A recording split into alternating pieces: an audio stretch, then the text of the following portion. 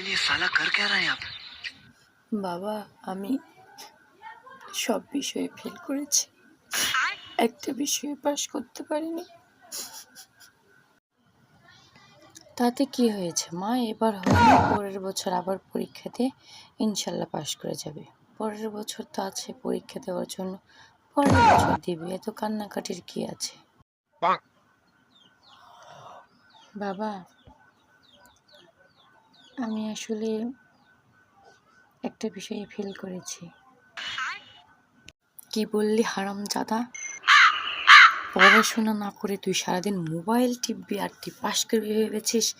এই মুহূর্তে আমার চোখের সামনে থেকে দূর হয়ে যা। তোর মুখ দেখতে চাই না, তোর মতো কুলাঙ্গার ছেলে আমার বাড়িতে আমি চাই না।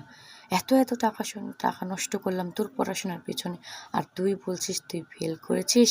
যা, দূর হয়ে যা আজ থেকে। এবারের ভাত তোর জন্য বন্ধ, এই বাড়িতে তুই থাকতে পারবি না।